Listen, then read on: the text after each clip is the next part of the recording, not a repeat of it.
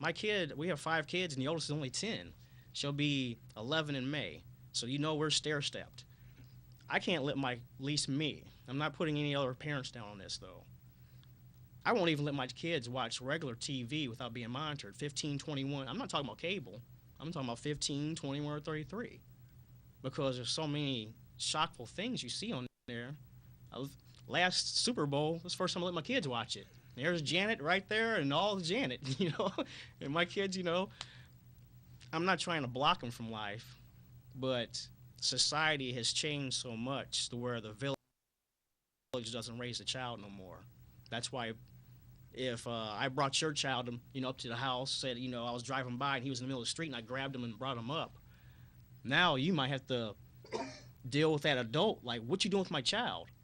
Back when I was coming up, they're thanking him because he was getting you out the car, getting you out the street, out of harm's way. And I know there are people who hurt children, but they were there beforehand too. It's just, I don't know if the numbers are more, but the village just isn't raising the children no more. But I was getting back to my father. He respects me on how I raise my family.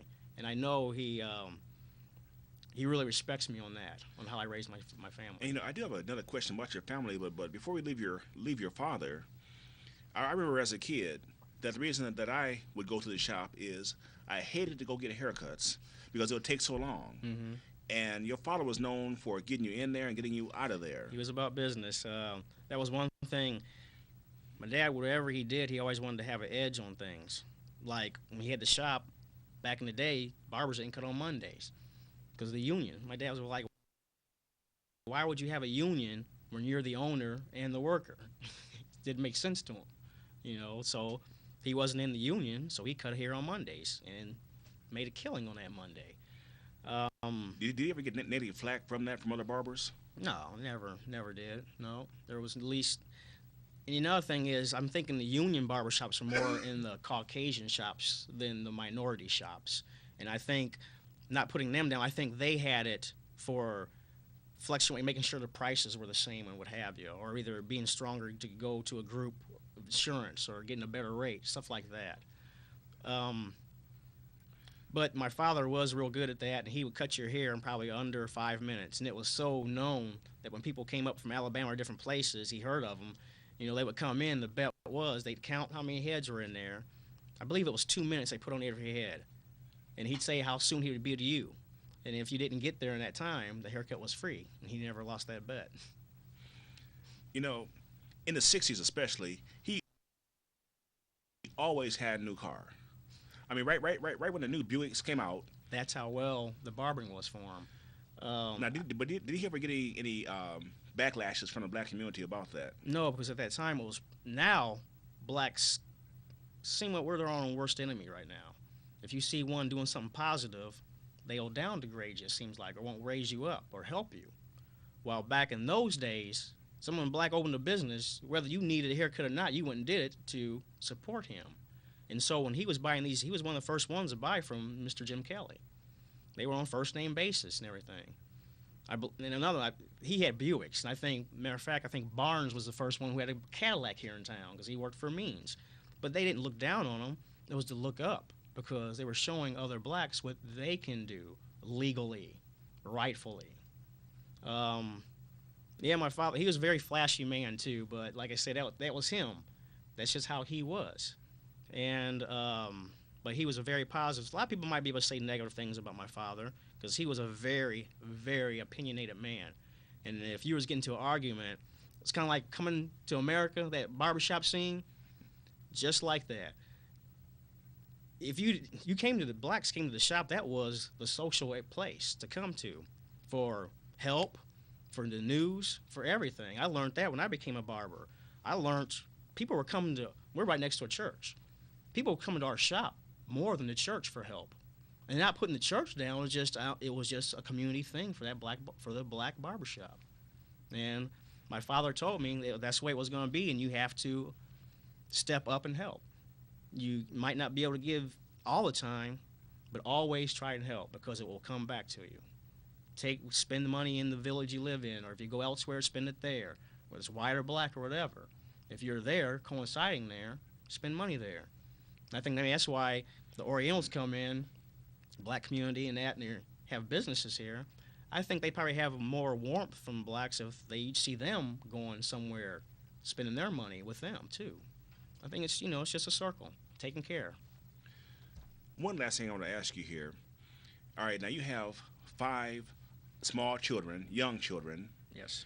and the age that your kids are right now, that's the age that people would term them as being bad kids. I mean, just that age group, always running around. I'm like my dad. Child abuse is child abuse, but there's child rearing.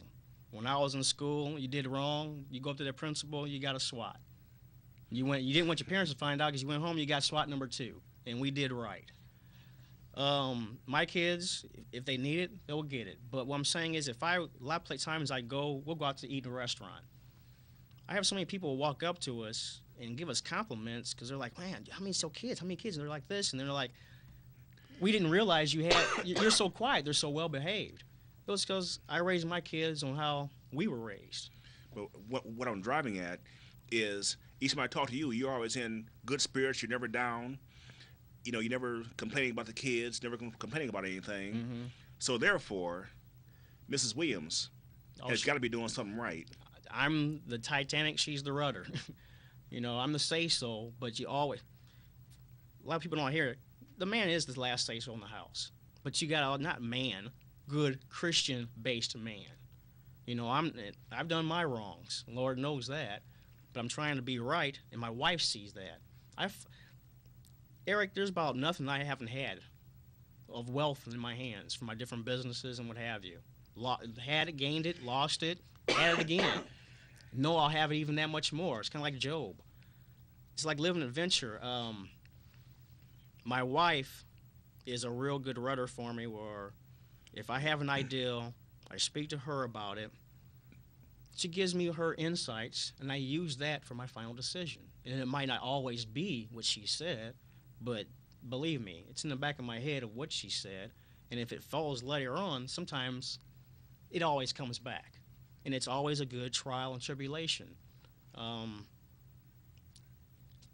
Like I said, there's been a lot of different things go through my hand. People think we're wealthy and all this, but we're wealthy with love and wealthy with our family. One time the Lord was telling me, I'm going to be wealthy. And he woke me up and said, go look in the other room. My kids, when they're sleeping, that's your wealth. You take care of that, that's everything you'll ever need is a good family and, just help out.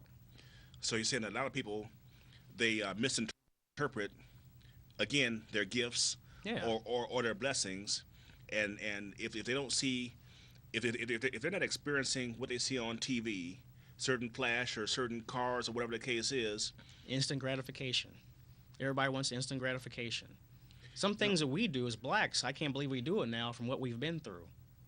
I really believe if you could reincarnate Martin Luther King to come back right now to see how we treat each other, he might think differently how he does it this time. Maybe he'd think about what Malcolm said first. I think he would actually think different if a lot of the activists that put us through whatever and died for it, if they would come back to see how we treat each other now. And like I said, forget anyone else. I'm talking about the black man. How we treat each other, I think they'd be very disappointed. Do you still see that there's hope that blacks can? Because, see, George Bush or... I'm going to cut it like this. Democrat, Republican, white, black, I don't think it's really going to be a group of people getting together. I think we're in the final days, years, whatever you want to call it, to where it's just going to be righteous and wrong. Whether it's white, black, Jewish, what have I think even in religions, everyone has a basis of the truth. It's just once man puts his own inner self into it, it gets messed up. I don't think it's going to be black man getting together, the white man getting together, because I think whites are beginning to see, the lower income whites are beginning to see, it wasn't the black man that came with the word white trash. It was the upper whites that said that, talking about him. They're beginning to see after things now. It's hard out there. It's basically going to be good against, it's just going to be righteous against the non-righteous. That's the way it's going to be. It's just like the judgment. Well, Scott, I appreciate your comments. We're going to have you come back onto the live show. Oh, I'll come back and so that we can you. go more in detail about some of the things that we discussed here, because, your father, there's a lot of dimensions to him. And plus, I found a tape that we did with him 20 years ago. That's another reason I came on, is he's one of the first ones that came on here, and they said I never saw it, but from people saying that was a crackerjack show, or it was going real good. I mean, it was really an impact show because people were talking a lot about it. That's basically, I think, how Hackonomics, I'm saying to my father, but around that era, how your name, that Hackonomics, got out there. Well, we're still working on it. Well, But appreciate it here. thanks for having me. All right.